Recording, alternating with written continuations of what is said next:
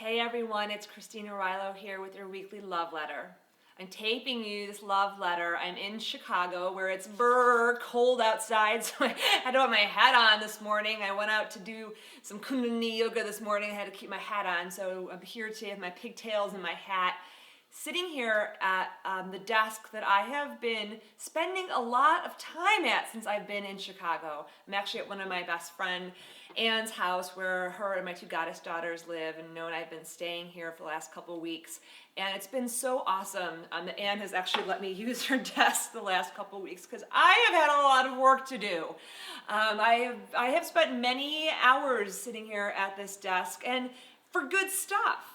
I've been working on my new book proposal for the next book that my friend Amy Ahlers and I are writing about inner mean girls and how to reform them. And Amy and I have been working with our team to get Inner Mean Girl Reform School, the home study program done, and about, a gazillion other things. And I'm imagining, like me, you also have things in your life, work to do, right? We don't live in some utopia where we all just sit underneath grape trees and get fed grapes all day long and I think most of us would get bored that way, right? No, there's things in your life that you really care about, whether that's your work and or a project or your family. And sometimes those things really require our energy and our effort, and they require a lot of energy and effort. And so for me, Inner Mean Girl Reform School is something I love and I care about and I want to be able to give energy to. And the last couple of weeks, it's took a lot of that energy from me. Now, in the past, I used to let my inner mean girls actually run the show when a lot of work would show up. I would have my achievement junkie driving me to unrealistic goals and setting my timelines, and I would, of course, never meet them, but I'd work myself ragged to get there. My doing addict would be like, Christine, there's more to do, so I could never fall asleep without the to-do list running in my head, or wake up and that's all I would think about. Or 3, it would be my good girl who would be saying, oh, you should just do more. Just do more. You can't say no to that. You can't say no to that. She was so afraid to say no, she just kept taking more on while there was already so much to do. And so today, in honor of all of us who in our lives find ourselves in places where we do have times when we just have to do a lot. And you have to work, not hard, but you have to give a lot of energy to what's asking from you. But how do we be with that? Number 1, so that you don't make it your norm. There are intense times in your life when you're going to have those intense work periods or intense care periods for other people. But that's not how your life should be all the time. So how do you avoid that trap of having that be how your life is all the time?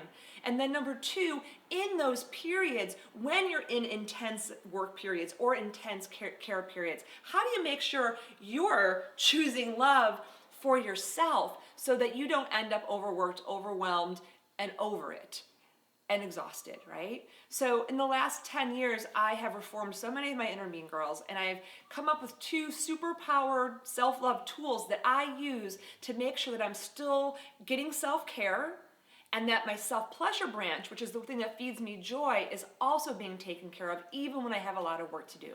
And today I want to share them with you so that when you find yourself in intense periods of giving or taking care of or working, you don't have to go to the over it place, okay? So here is self-love superpower tool number 1. This one will ensure that you keep your self-pleasure branch strong. And self-pleasure is always about making sure that you're being nourished, your soul is being nourished with joy. And so last year, self-pleasure was the branch of self-love that I chose to grow. Every year on February 13th, for Self-Love Day, we always choose one branch we're going to grow. Last year was self-pleasure. And I made a promise to myself that I'm going to give you right now that you can take and put into your life.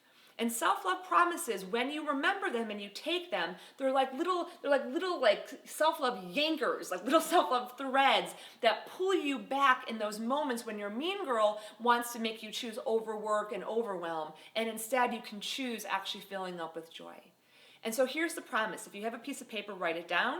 If not, just close your eyes and take it in and listen and commit it to your memory.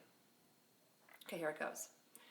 No matter how much work there is to do, I will find time for pleasure. No matter how much work there is to do, I will create space for fun. No matter how much work there is to do, I will have fun. Now, I used that promise just 2 days ago when I was on a tight deadline to finish this thing for the Intermediate Girl Home Study Program. And I said, okay, I'm going to complete this at 4 o'clock. And wherever I'm at, I'm going to be done because I have to fill up on some soul food. And so my soul food for that day was I actually went out and went Halloween costume creating with my goddess daughter, Janie. Instead of just sloughing it off on Noah or saying I couldn't do it, I'm like, no, this is going to be fun. And we had a 3-hour adventure that was crazy fun. Because I remembered that promise. It pulled me back to no matter how much work there is to do, I will find space. I will create the space. And here's the superpower self-love tool number 2, the feminine superpower of creating space. If you wait for someone to give you time during these stressful times, you're never going to have it. You got to create your own space. So I put that date with Janie on my calendar. And every week on Thursday evenings and Sunday mornings, they're my space days. Thursday night is temple night. Sunday morning is God time. So the reason I'm dressed like this with my hat and my shirt is because this morning, even though I still had to write my love letter for all of you and tape this video and get the love club ready, I had my God time. And I went and I chanted this morning for 1 hour and 15 minutes. And Noah, what did you say after we were done? You look better. I do, and I have something to give to all of you. And so no matter how much work there is to do, how many people there are to take care of, create that space for you. Name it, claim it, and take it. So those are my 2 self-love superpower tools for you. And I invite you to go ahead and use them, and then on the blog, put down here what that space time is going to be for you. You're going to name it and you're going to claim it so that we can actually witness it. And of course, you're always invited to the Love Club, where every month we're strengthening our brand for self-love. Next month, it's going to be all about self-respect and self-honor so that we can have the best relationships possible in our life. And this month, we're just wrapping up self-pleasure, so you can still get on that. All right, much love. See you all soon. Bye-bye.